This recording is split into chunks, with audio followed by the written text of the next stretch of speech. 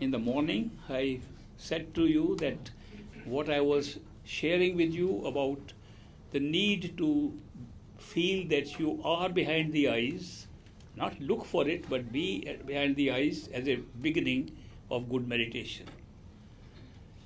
I said that's the easy part. I kept on telling more easy parts. Now to tell you the difficult part. The difficult part is to be ready to receive that love. That's the difficult part. Difficult part is not to do meditation. People have succeeded with time and patience. They have succeeded. They have had some internal spectacular visions also. They have been able to withdraw their attention from the body and have other experiences of flying into different spaces.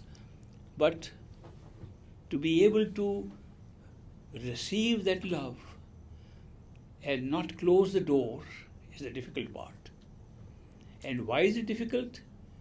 Because the very equipment given to us to help us in a certain way is being misused to stop love from flowing within us.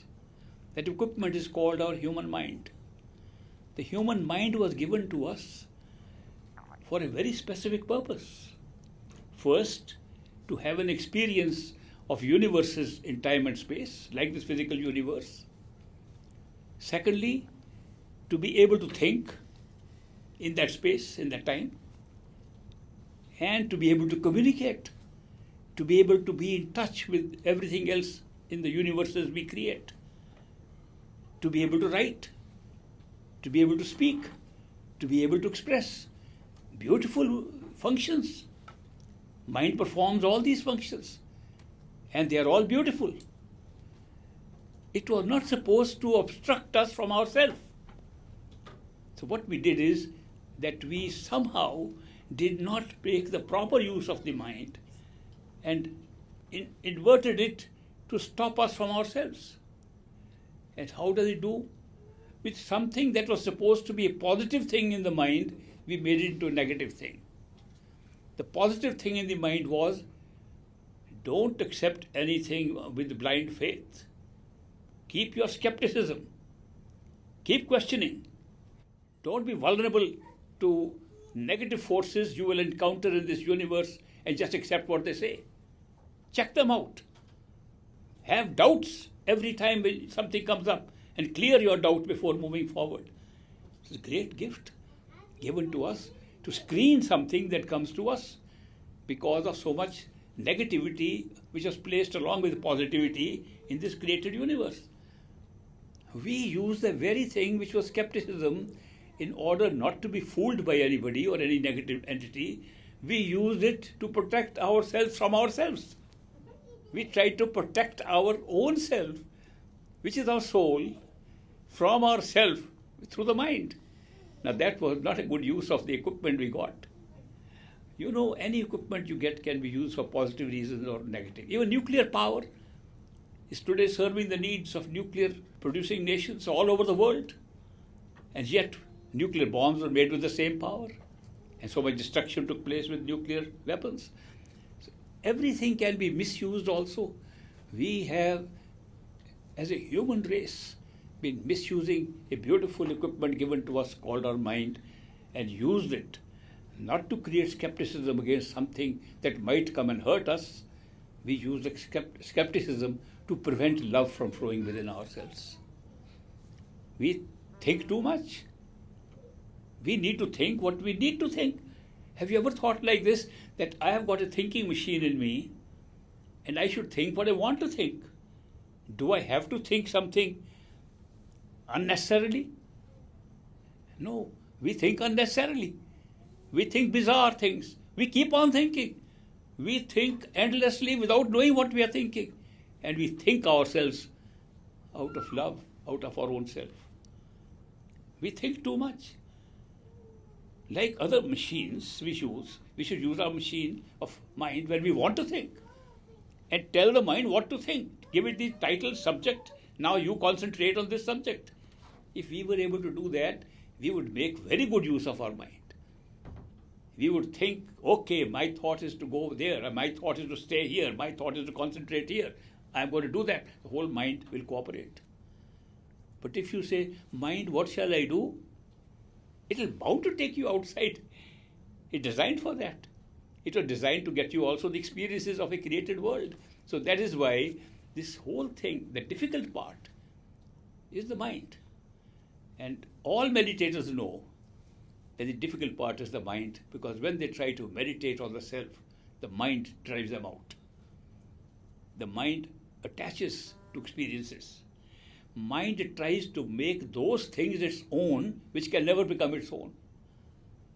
Mind tries to collect physical, worldly things, objects, and make them a possession. This is my house, my car, I'm going to get another car, I'm going to buy another house, I'm going to have more jewelry, I'm going to have more of clothes, I'm going to have more of this stuff. And you try to make all of them for a physical body that's very short-lived. When people die with all that stuff that they've collected, what do you think they feel? Oh, I did so much for all this, nothing is going with me.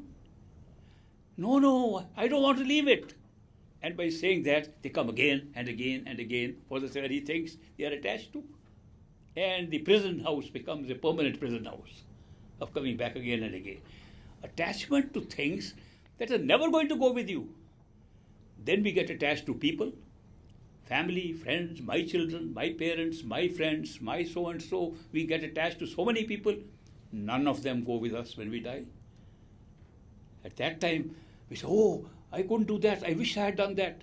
So many friends come to me and they are carrying such a heavy guilt that they could not take care of their mother, father, brother, sister, son, child, somebody, which they could have done, but they died. They were about to die. They're so worried about it. Those people died, whom they were going to take care, could not take care of. They carry a guilt. What does that guilt do? The guilt brings you back again and again to the same relationships. We have collected so much guilt. It's unbelievable.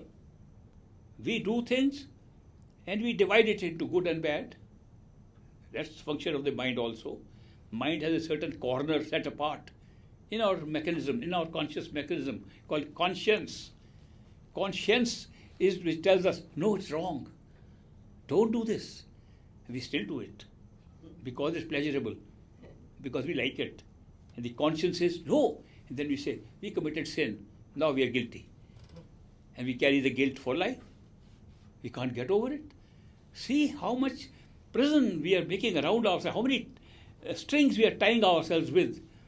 And these are the difficult parts to take care of in our journey towards the spiritual goals. These don't go easily. People say, now I am on a spiritual path, I am going to detach myself. Has anybody ever detached by trying to detach? I've never seen anybody. The more they try to detach, the more attached they get. I give an example of my own case. I came here, I found yield Shakey's pizza, and I loved it. I got attached to it. I said, this is wrong, I should not be attached to a pizza. So I said, no more pizza, no more pizza. The more I said, the more I saw Shakey's pizza in front of me. I dreamt of Shakey's pizza. Therefore, you cannot fight attachment by trying to practice detachment. There is no such thing as practicing detachment. Therefore, but we are attached. We have to be detached. If we cannot practice detachment, what's the way to get rid of this attachment? The answer lies within attachment. When we are attached to something, supposing I like a particular kind of pizza and I find a better one, and I start eating the better one, after a while I'll be attached to the new one, I'll forget the old one. Only an attachment can create detachment, not the practice of detachment. You get attached to something else. And on the spiritual journey, if you get attached inside to something, you are detached automatically over time with everything outside. So the best thing is to be attached to something inside. And it's not easy. How do you attach? You don't normally practice attachment. You get attached because you're pulled. Again, it's the same thing. Love is playing another role here of pulling you into attachments. And we also call it love. We feel it's love. We attach. We don't say we are attached to you. We say we love you. We love our children, we love our property, we love our house, we love everything. And that's also a pull outside.